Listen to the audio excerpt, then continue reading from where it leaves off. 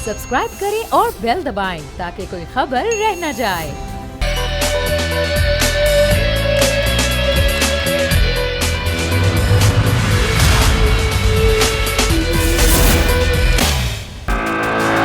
बिस्मिल्लाहिर्रहमानिर्रहीम, अस्सलाम वालेकुम। प्रोग्राम में मैं सुमैया रिजवान आपको वेलकम कहती हूँ। नाजरीन, कल अपोजिशन लीडर में शहबाज शरीफ की गिरफ्तारी हुई, जो ज़ाहिर है मनी लॉन्ड्रिंग और आमदन ज़्यादा असासों के केस में हुई। उनकी ज़मानत खारिज की गई। उसके बाद फिर हमने देखा कि जो सूरत हाल बननी शुरू हुई, ज़ाहिर है APC के बाद का रद्द-ए-अमल कहा गया इसको, ख़ासतौर पर नून लीगी रहनुमाओं की जानिब से ये भी कहा गया कि ये सियासी इंतकाम है। ये भी कहा गया कि मरीम नवाज ने कल प्रेस कॉन्फ्रेंस की, उन्होंने कहा कि क्योंकि ये उनको कहा गया शहबाज शरीफ को कि वो मियाँ नवाज शरीफ के साथ खड़े ना हों, जिस पर उन्होंने इनकार किया, उनको गिरफ्तार कर लिया गया। ये नैरेटिव अपनाया गया। अच्छा, एक मौक़िफ़ हुकूमती भी था। हुकूमत का कहना था ये था कि भाई केसेस हैं और उन पर ज़मानत खारिज हुई है और वो गिरफ्तारी हुई है, इसका कोई सियासत से कोई ताल्लुक़ नहीं है, सियासत से इसका कोई लेना देना नहीं है। अब ज़ाहिर अब उसके बाद की जो सूरत हाल है वो क्या बनेगी, जो जारहाना होगा रवैया मज़ीद अपोजिशन का, या फिर ये सब कुछ जैसे पहले होता है वैसे ही चलेगा। आज अभी की खबर है कि जो PDM है, यानी कि पाकिस्तान डेमोक्रेटिक मूवमेंट अपोजिशन जमातों की, उसका इजलास शुरू हो गया है। अब उसमें आगे के लाए अमल के हवाले से भी बातचीत की जा रही है और ये भी मुतालबा कल हमने कई प्रोग्राम्स में देखा कि हुकूमती वज़रा ने कहा कि ठीक है, अगर आपको इस्तीफ़े देने तो आप इस्तीफ़े दें, हम आपकी खाली सीटों पर ज़िमनी इलेक्शन करवा देते हैं। बहुत सारे इशूज़ हैं जिन पर डिस्कशन इस इजलास में हो रहा है। सबसे पहले इस इजलास की अपडेट मैं ले लेती हूँ, फिर डिस्कशन का आगाज़ करूँगी। अकील अहमद हमारे साथ हैं। अकील, ये इजलास शुरू हो गया है, क्या इजलास का एजेंडा है और किन किन उमूर पर गौर किया जा रहा है इस इजलास में? जी बिल्कुल, गुज़िश्ता रोज़ अपोजिशन लीडर शहबाज शरीफ की गिरफ्तारी के बाद मरीम नवाज की जानिब से एक जो है अहम हंगामी प्रेस कॉन्फ्रेंस की गई थी, जिसके बाद गुज़िश्ता रात मुस्लिम लीग नून के रहनुमाओं की जानिब से पीडीएम के जो 11 जमातें हैं उनके अरकान से रब्ता किया गया और एक PDM का हंगामी इजलास है बुलाने का मुतालबा किया गया। अब से कुछ देर कबल PDM की जो 11 अपोजिशन जमातें इसमें शामिल हैं उनका इजलास शुरू हो चुका है। PDM का जो इजलास है उसका आज मेन एजेंडा शहबाज शरीफ की नैब की जानिब से गिरफ्तारी और उसके जो आगे आने वाले जो भी सियासी असरात हैं उनका जायजा लेना है। जब गुज़िश्ता रोज़ मरीम नवाज की जानिब से आज़ादी मार्च की बात की गई थी, असम्बलियों से इस्तीफे देने की बात की गई थी और हुकूमत के खिलाफ एक जो है वो जारहाना पॉलिसी अपनाने की बात की गई थी, तो मुस्लिम लीग नून का जो वक्त है वो आज अपोजिशन की जो दीगर जमातें हैं, खासतौर पर पीपल्स पार्टी जो इस हवाले से जो है ना वो जारहाना इकदाम की हामी नहीं है, तो उनको इस हवाले से एतमाद में लेगी और मरीम नवाज की जानिब से और जो दीगर कायदीन है वो इस हवाले से अपनी जो है तजावीज़ देंगे और आइंदा का लाएअमल अपनाएंगे कि शहबाज शरीफ की गिरफ्तारी के बाद अब मौलाना फजलुर रहमान को भी नैब की जानिब से नोटिस जारी किया गया है।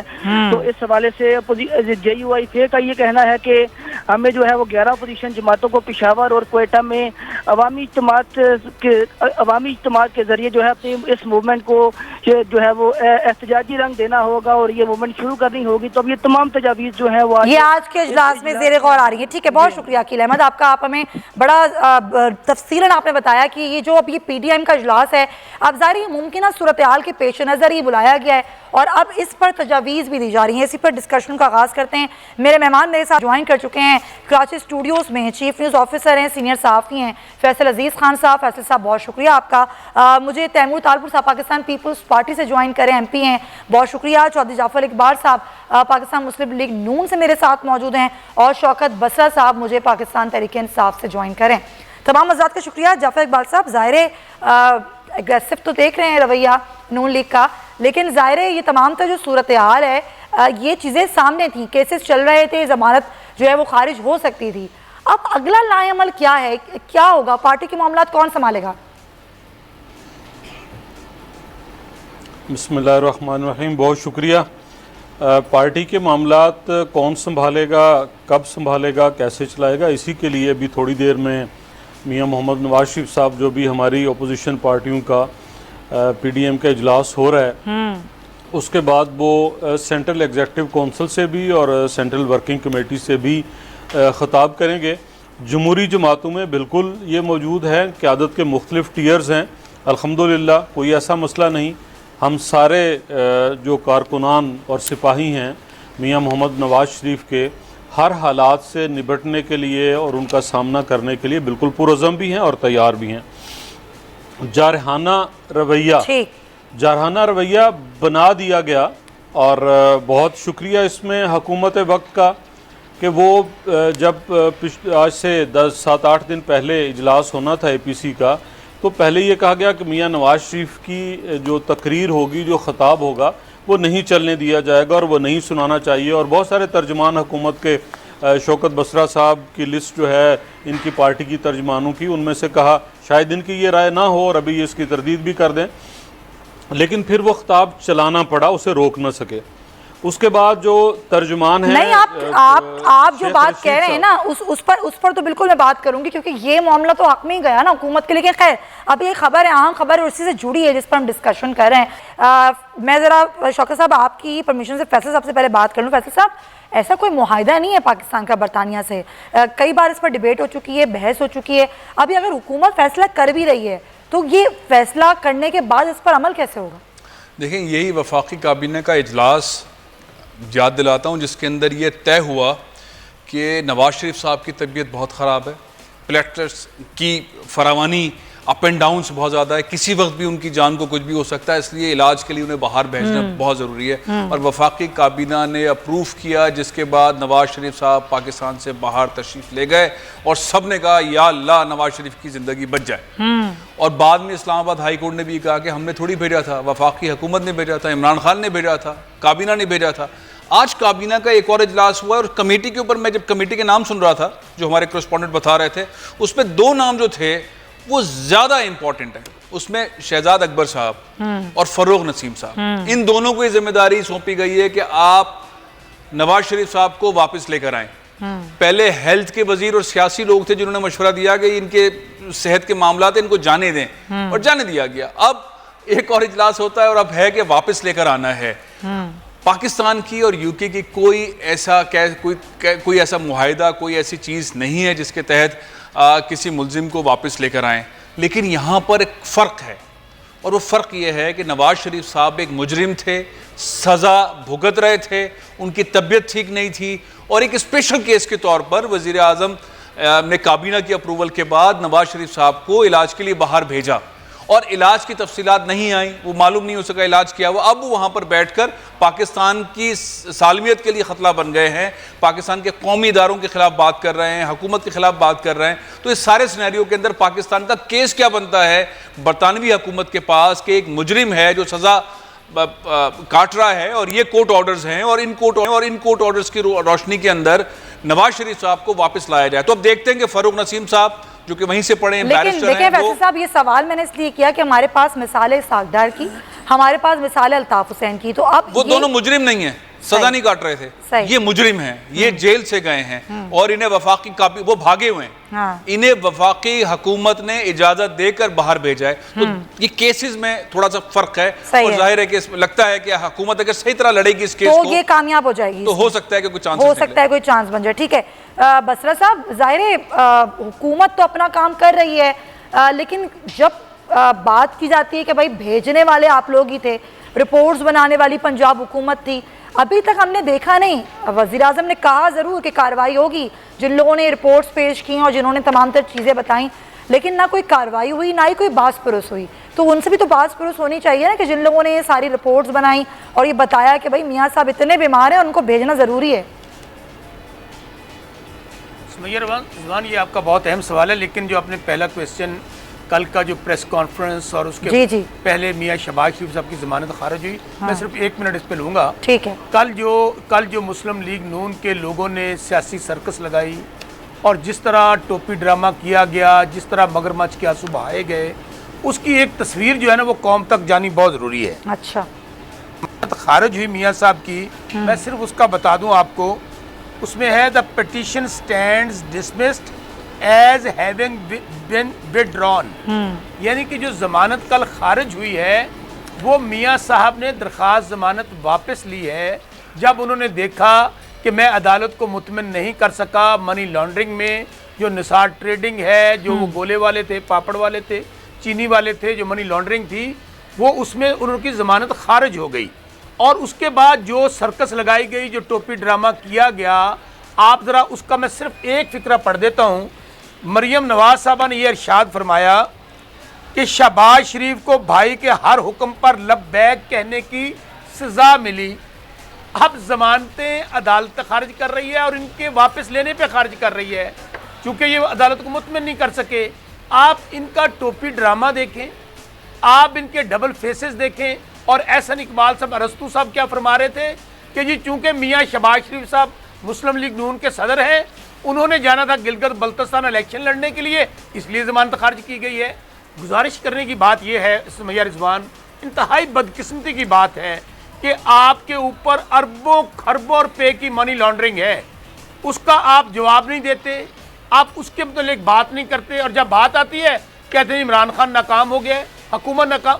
भाई for the sake of arguments हम नाकाम हो गए।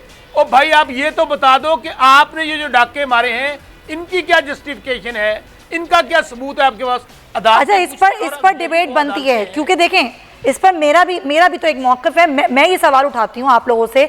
आप लोग नारा लगा कर आए थे एहतिसाब का नारा, कि आप लोग एहतिसाब करेंगे, कितना एहतिसाब हुआ है? अभी अगर हम बात देखें तमाम केसेस को, तो उन केसेस में अब तक क्या क्या हासिल हुआ? आवाम क्या देख रही है? आवाम ये देख रही है गिरफ्तारियां होती हैं, रेफरेंस बनता नहीं है, उससे पहले गिरफ्तारी होती है, फिर जमानत हो जाती है, फिर सुप्रीम कोर्ट की जजमेंट आ जाती है। तो जो चीज़ें सामने आवाम के हैं, तो ये आवाम के साथ कौन सा खेल खेला जा रहा है? जो पाकिस्तान तहरीक इंसाफ ने एहतिसाब का नारा लगाया था, कितना एहतिसाब हुआ है? कितना पैसा आप लोग वापस लेकर आए? सुमैया, यही दुख हमें भी है और हुकूमत को भी है। आपकी बात को मैं 100% एंडोर्स करता हूँ। पाकिस्तान के कवानीन में, पाकिस्तान के आज भी इनमें ये प्रॉब्लम है, ये मसला है कि यहाँ पर जितना कोई पैसे वाला है, जितना बड़ा कोई किसी ओहदे पे रहा है, जितना बड़ा कोई डाकू है, चोर है, लुटेरा है, वो समझता है मैं कानून से बालातर हूँ। और आज भी कानून के अंदर जो सिस्टम के अंदर माफियाज बैठे हैं। तो भाई आपकी हुकूमत है, आप इतने दुख में क्यों हैं? आप कानून साजी करें ना सर। मैं जवाब देता हूँ। हाँ। सुमैया, हमारे पास कोई गीदड़ सिंगी नहीं है। अच्छा, कि 70 साल की ये जो माफियाज ऊपर से लेके नीचे तक है, कितने साल चाहिए इस माफिया को खत्म करने के लिए? उनको वक्त लगेगा, अच्छा, कितना वक्त? 3 साल है अभी आप लोगों के पास, वक्त लगेगा। अच्छा, मैं एक फिक्रा सुमैया कह दूं आपको, एक फिक्रा कह दूं। आप, मैं सिर्फ आपको ये अर्ज करना चाह रहा था कि आपने कल का इनका चेहरा पूरी कौम ने, पूरी दुनिया ने देखा। अच्छा। कि जमानत अदालत से खारिज हुई। हाँ। जब यही जमानत अदालत ने जमानत देती हैं, फैसले हक में आते हैं, हक और सच की फतह होती है। अदरवाइज ये बुग़्ज़ के मारे हुए जज होते हैं, ये सुप्रीम कोर्ट पे हमले करते हैं, ये जज हमें कौन होते हैं पूछने वाले। भाई मीठा मीठा हक पर कड़वा कड़वा थू, ये चाहते हैं ये इदारे इनके जर खरीद गुलाम हो, इदारे इनके पेरोल पर हों। और आज जब इनकी ब्लैकमेलिंग मुमकिन ना हुई, जब NRO ना मिला, तो आज हालत यह है कि अल्ताफ हुसैन 2 लंदन में बैठ कर आपकी कौमी सलामती से खेल रहा है। आज उसकी जुबान और गुफ्तगू मुलाजा करें। ये जो काम CIA, रॉ और आपके मुखालिफ नहीं कर सके, आज एक टोला है जो अपनी करप्शन और लूट मार को बचाने के लिए कौमी सलामती पे हमला आवर है। लेकिन मैं आपको एक बात बता दूं, नहीं दे रहे ना जवाब, उस बात का जवाब नहीं दे रहे। छोटी सी चूज है ये, हुकूमत बहुत छोटी सी चीज है। खासा हो गया। एक सवाल का जवाब आपने नहीं दिया। कलामी माफ, सुमैया खासा हो गया, हमें भी मौका दें। मैंने आपको इंटरप्ट नहीं किया। हमें भी मौका दें। नहीं, आपको तो मौका मिलेगा। मेरे सवाल का जवाब तो पहले मुझे मिल जाए। सवाल का जवाब मेरा जाने क्यों दिया मियां साहब को? मैं तैमूर साहब की बात जो आपने भी मौका दिया जाए। आपने जो सवाल किया, पहली बात बिल्कुल मैं ऑनर एडमिट करता हूं, हमसे गलती हुई। ठीक है, हमसे गलती हुई। ठीक है, हमसे गलती हुई। 3 दफा बोल दिया, चले आ गया। आपसे गलती हुई, मैं वापस आऊंगी। NRO दिया। ज़हन रखें। बसरा साहब इमरान खान से कहें कौम से माफी मांगे आके। अच्छा, ठीक है, पॉइंट टेकन। तैमूर साहब ये हुई, हाँ जी, आपको काफी टाइम हो गया, आपने बताया गलती हो गई। लुट रहे हैं, अगले लम्हे जिंदगी चली जाएगी, मर गए मियां साहब। ऐसे नहीं होता, ऐसे बसरा साहब ऐसे नहीं होता, ऐसे नहीं होता। डॉक्टर्स जो होते हैं जाहिर है वो ऐसे ही तो रिपोर्ट्स बनाकर नहीं दे देते ना।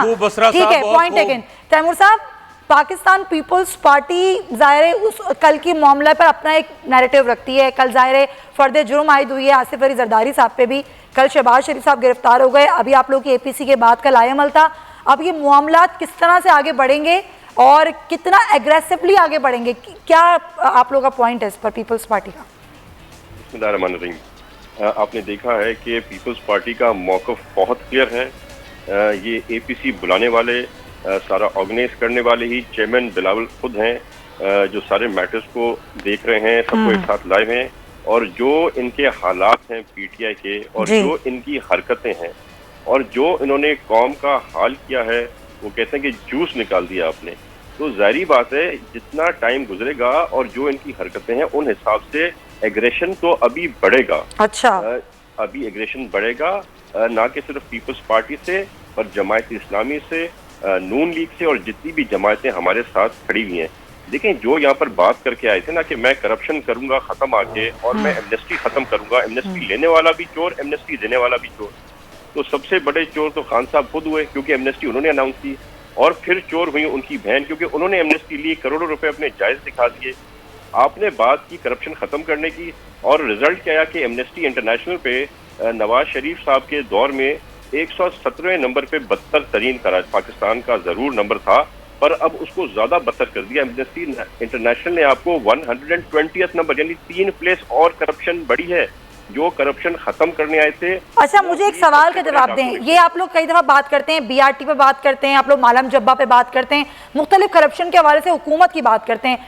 कितने केसेस लेकर आप लोग, अपोजिशन के लोग, अदालत गए हुकूमत के खिलाफ? सिर्फ बातें करने से क्या होगा?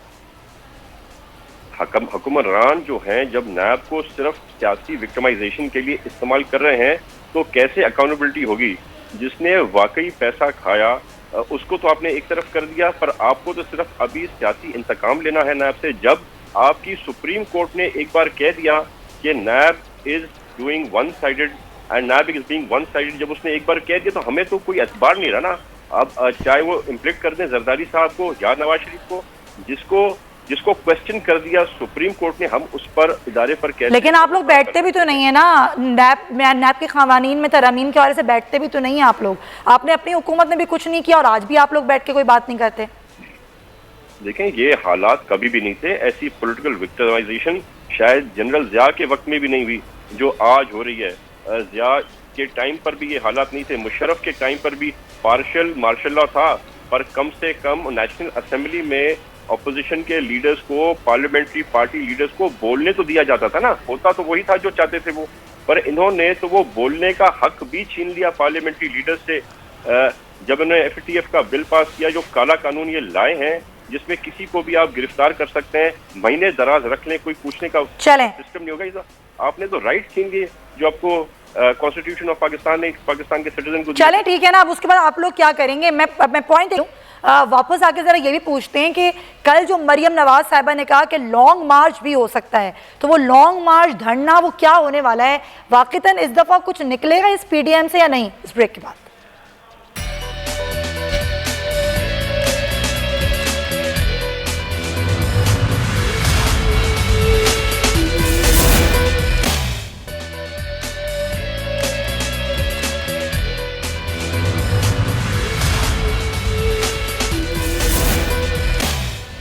Welcome back to the show. और ज़ाहिर बड़ी आम खबर है कि आज जो वज़ीर आज़म ने काबीना के इजलास में कहा है कि दोबारा ख़त लिखा जाएगा मियाँ साहब की वापसी के लिए बरतानवी हुकूमत को। अब ये मामला हुकूमत कितना सीरियसली टेकअप कर रही है, क्योंकि इससे पहले भी ये बात ज़रूर की जाती रही, लेकिन कहीं ना कहीं कोई रुकावट आती रही है। इसी पर ज़रा मैं थोड़ी सी और बात करना चाहूँगी। और बात ये है कि अगर हुकूमत इस पर काम करना चाहे तो क्या वाकई कुछ हो सकता है फैसल साहब? क्योंकि इससे पहले भी हम ये बात कर रहे थे कि वैसे तो हम देख रहे हैं कि सियासत में एक तरह से एंट्री हो गई है मियाँ साहब की। 2 साल बाद उन्होंने खामोशी तोड़ी है, तो वतन वापसी का एक तरह से हल्का फुल्का एक ऐलान किया है कि जनवरी में आ जाएंगे मियाँ साहब। मैं आती हूँ चौधरी साहब, आपकी जानिब आती हूँ। मैं आती हूँ आपकी जानिब। नहीं, ऐसे नहीं, बिल्कुल गलत बात है। क्या मतलब, क्या गलत बात है चौधरी साहब? चक्कर नहीं, बारी लेंगे हम। बसरा साहब, ये क्या है? मैं अपनी मर्जी से सवाल करूंगी। चौधरी साहब, आप थोड़ा सा इंतजार कीजिए। अब मेरी बारी है। बारी किसने लगाई है? बारी तो मैंने नहीं लगाई। आपने मुझसे शुरू किया था। नहीं, ऐसा कुछ भी नहीं है, ऐसा कुछ नहीं, बारी किसी की भी नहीं। बिल्कुल हम लेंगे। मैं आपकी जानिब आती हूँ। आप आराम से इजी हो जाएं, मैं आपकी जानिब आती हूँ। फैसल साहब, ये वाकई आपको लगता है हुकूमत सीरियसली टेकअप करेगी इस मामले को? शौकत साहब, पैसे इकट्ठे करने से बसरा साहब एक सेकंड, मेरा ख्याल है मुझे शो तो चलाने दें। डिसिप्लिन से चलते हैं सर। हाँ, डिसिप्लिन से चलते हैं। असल में पाकिस्तानी कौम के लिए सबसे बड़ा सवाल यही है कि मियां मोहम्मद नवाज शरीफ साहब को जितनी हमदर्दी से, मोहब्बत से, केयरिंग से वफाकी हुकूमत ने इमरान खान साहब ने बाहर भेजा। पंजाब हुकूमत उसमें पेश थी और जिस इज्जत से, एहतराम से भेजा। मैं चूंकि साथ गया था, मैं वहाँ उतरा था, मैंने लंदन में देखा था। मैंने जब मियाँ साहब को देखा तो मैं हैरान रह गया। मैंने कहा कि इतने हशाश बशाश, यहाँ भी मुलाकातें होती रही थी, जद्दा में भी होती रही थी, उससे पहले भी, लेकिन मुझे वो बीमारी वाला एंगल नजर नहीं आया। लेकिन बहरहाल जो रिपोर्ट्स थी उसमें बहुत परेशानी थी और बड़े लंबे अरसे तक वो हॉस्पिटल्स के विजिट नहीं करते रहे। उस वक्त कोविड-19 वाला कोई इन्वायरमेंट नहीं था, पेंडेमिक नहीं था, लेकिन वो तशखीस नहीं हो पाई कि इलाज का मामला क्या है। ये जो हालिया उन्होंने खिताब फरमाया, उसके बाद जो उन्होंने अपना कलर दिखाया है कि वो किस तरह पाक फौज को लेते हैं, किस तरह से मुल्क की रियासती इदारों को लेते हैं, सियासत को लेते हैं, और आज जो वो खिताब करेंगे, जाहिर है अभी वो खिताब भी करेंगे, तो ये खिताबात का सिलसिला पाकिस्तान में पाकिस्तान के दोस्तों और दुश्मनों को कितनी मदद देगा जी, ये एक बहुत बड़ा मामला है कि मियाँ साहब जो हैं वो अपनी बारी के चक्कर में कहीं पर ऐसा तो नहीं कर रहे हैं कि हिंदुस्तान को मौका दे रहे हैं, क्योंकि पहले खिताब के बाद भी जो हिंदुस्तान के टेलीविजन चैनल्स के ऊपर चीजें चलती रही वो इस तरह की चीजें थी कि उसने पाकिस्तानी फौज को, पाकिस्तानी रियासत को एक ऐसा सवालिया निशान बना के रखा मियाँ साहब के खिताब के बाद। आज अगर वो खिताब करते हैं और इस तरह के खिताबात वो जारी रखते हैं तो फिर क्या होगा? तो हुकूमत के पास कोई और ऑप्शन नहीं है कि वो सारी ताकतें इस्तेमाल करें, सारे ऑप्शन इस्तेमाल करें कि एक मुजरिम को जिसको सजा हो चुकी है उसको वापस लेकर आए। जिस एहतराम से वो लेकर गए थे उसी एहतराम से उन्हें वापस लेकर आए। अब देखते हैं हुकूमत कितने पावर के साथ आगे बढ़ती है। पॉइंट टेकिंग जी चौधरी साहब, अब आप बोलिए। जी पूछिए। अच्छा मुझे लगा आप शायद वैसे ही कुछ बोलेंगे। चौधरी साहब, सारे मामलात सामने हैं। नून लीग जिस तरीके से चीज़ों को लेकर अभी चल रही है, एक पीडीएम बनी है, ये वाकई बनी रहेगी और मुत्तहिद होके ही नून लीग, पीपल्स पार्टी और दीगर जमातें चलेंगी या नून लीग का अपना एक ट्रैक होगा? बहुत शुक्रिया जी। 7-8 चीज़ें हैं जो बसरा साहब ने कही और 2 दफ़ा फैसल साहब ने फरमाया कि मियाँ नवाज शरीफ मुल्क की सालमियत के लिए ख़तरा है। अच्छा। और मियाँ नवाज शरीफ इदारों के ख़िलाफ़ बोलते हैं और बाहर बड़ी सुबकी होती है। मियाँ नवाज शरीफ यकीनन बहुत बड़ा ख़तरा नज़र आते हैं उन लोगों को जो इस मुल्क की तबाही चाहते हैं। जो लोग जब 5.8 ग्रोथ रेट था तो हमारे आर्मी चीफ कराची में बिजनेसमैन कम्युनिटी से खिताब करते हुए, उस वक़्त मार्च 18 की बात है, डॉन अखबार की बड़ी सुर्खी थी कि हमें सीरियस कंसर्न्स हैं इकॉनमी पर। और आज बिल्कुल इत्मीनान है, इत्मीनान होना चाहिए। चीनी चोरी, आटा चोरी, दवाई महंगी, तेल महंगा, गैस बहरान की खबर खुद वज़ीर आज़म सुना रहे हैं, आज रहना चाहिए। उस वक़्त अगर वो बात की गई थी तो क्यों की गई थी और आज खामोशी है तो क्यों है? आपके डीजी ISPR वज़ीर आज़म के एक नोटिफिकेशन को कहते हैं नोटिफिकेशन रिजेक्टेड। कोई 17वें 18वें सवाल को जवाब थोड़ी है, कोई सवाल सरकारी मुलाजिम होना चाहिए जी। चौधरी साहब, सवाल तो मैंने कुछ और ही किया है वैसे जी। ये जो बातें आपने फैसल साहब कही, मैं नवाज शरीफ का नुमाइंदा हूं, मुझे इजाजत है, मुझे इजाजत है। नहीं बसरा साहब, आए बाएं शाएं, आपने लफ्ज टोपी ड्रामा इस्तेमाल किया। वो इमरान खान जो कौमी असम्बली के कैमरामैन से वेस्ट कोट मांगता है, सुन लें, सुन लें बसरा साहब हौसला, बसरा साहब हौसला, बसरा साहब हौसला, बसरा साहब प्लीज हौसला, बसरा साहब हौसला, हौसला। आपने लफ्ज टोपी ड्रामा कल की प्रेस कॉन्फ्रेंस पे इस्तेमाल किया। वो वजीर आजम जो कैमरामैन से वेस्ट कोट लेके पहनता था, आज जरा उसकी वेस्ट कोट चेक किया आपने? आज किससे ली? बाहर खड़े हुए किसी गार्ड से ली? आज आपने चेक किया? टोपी ड्रामा वो था जो कौमी असम्बली में पहले दिन किया गया था। कल जो हुआ वो हकाइक के ऊपर बात हुई और आप कह रहे हैं मगरमच्छ के आंसू। हम तो बड़े खिले चेहरे के साथ, आपने जेल में डाला, जेल में गए, आइंदा जेल में डालेंगे तब भी किसने जेल में डाला? इस हुकूमत ने तो जेल में नहीं डाला ना। वजीर आजम हाउस से तो नहीं आया था जेल का परवाना जी। शेख रशीद साहब ने कहा था, वो जिसके तर्जुमान है वो आप बता दें। शेख रशीद साहब ने कहा था कि शीन निकलेगी। शेख रशीद साहब ने कहा था झाड़ू फिरेगा। शेख रशीद साहब ने कहा जेलों में जाएंगे। अब वो किसके तर्जुमान हैं? वो खुद कहते हैं मैं पाक फौज का तर्जुमान हूँ। और कहा हमें जाता है कि हम इदारों को मिलान करते हैं। कोई पूछे शेख रशीद साहब से? चले, आपके पास काफी टाइम हो गया। अब आपने मेरे सवाल का जवाब नहीं दिया क्योंकि मेरे पास लिमिटेड प्रोग्राम का टाइम होता है ना चौधरी साहब। एक बात बसरा साहब ने कहा कि हमारे पास कोई गिद्दड़ सिंगी नहीं है। इनके पास गिद्दड़ सिंगी थी। असद उमर साहब ने फाइनेंस बिल पेश किया जहांगीर तरीन के बेटे ने उस वक्त जो खरीदनी थी टीम PSL की और उन्हें टैक्स से एग्जेम्प्ट करार दिया। ठीक है, PCL ने कहा ना किसी और ने। अब जवाब ले लूं मैं, अब जवाब ले लूं मैं, कर सकते थे, मैं जवाब ले लूं बसर साहब से। बसर साहब ठीक है, पॉइंट टेकन। बसर साहब हमारा मौका, चले आप इनके जवाब दे दें क्योंकि इन्होंने मेरे सवाल का जवाब नहीं दिया। जी बसर साहब। सुमैया रिजवान, इनसे पूछते हैं कि आप ये बताएं कि ये निसार ट्रेडिंग बनी, आपने 15 बिलियन की मनी लॉन्ड्रिंग की, आपके नौकरों के नाम आपके अकाउंट्स थे, तो ये पता क्या कहते हैं, वो देखें जी वो हुकूमत फलाप हो गई, मियां वज़ीर-ए-आज़म इस्तीफा दे दें।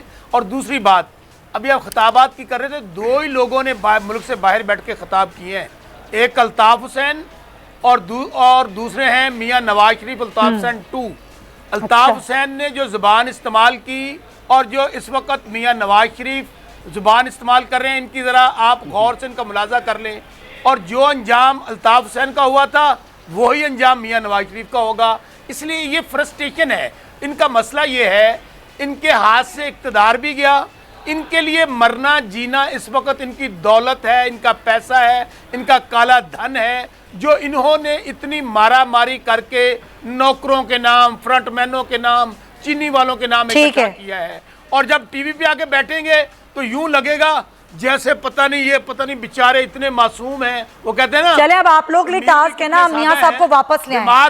वो भेजा कैसे, अब उसको छोड़ दें। आपने मेरे सवाल का जवाब नहीं दिया था, अब आप लोग वापस ले आए। बिल्कुल फैसल साहब ने बिल्कुल सही बात की, जिस डिग्निटी से भेजा है ना अब उसी डिग्निटी से वापस ले आए। अब ये बड़ा टास्क है, टाइम कम है, तैमूर साहब का टेक लो।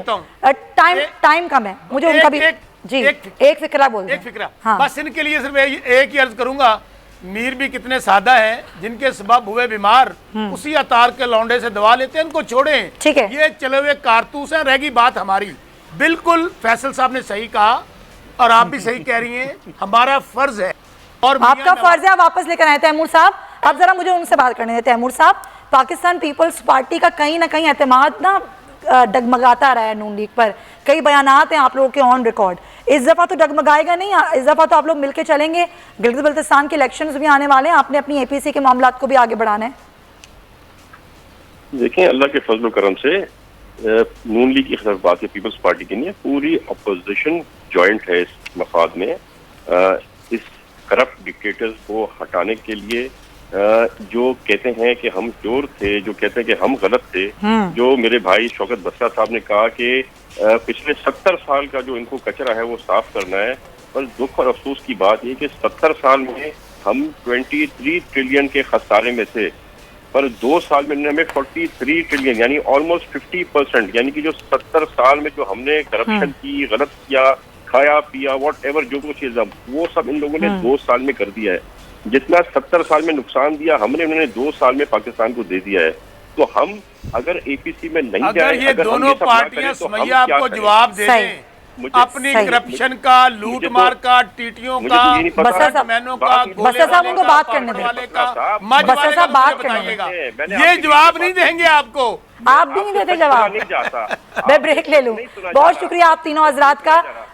फैसल साहब मेरे साथ मौजूद हैं, तैमूर ताल देख लेनी है वक्त का, मैं बहुत शुक्रिया। शौकत बसर साहब आपका भी शुक्रिया, चौधरी जाफर इकबाल साहब आपका भी शुक्रिया। वापस आएंगे तो अफगान मफाहमती अमल के हवाले से बात करेंगे, उससे पाकिस्तान का क्या किरदार है, इस ब्रेक के बाद।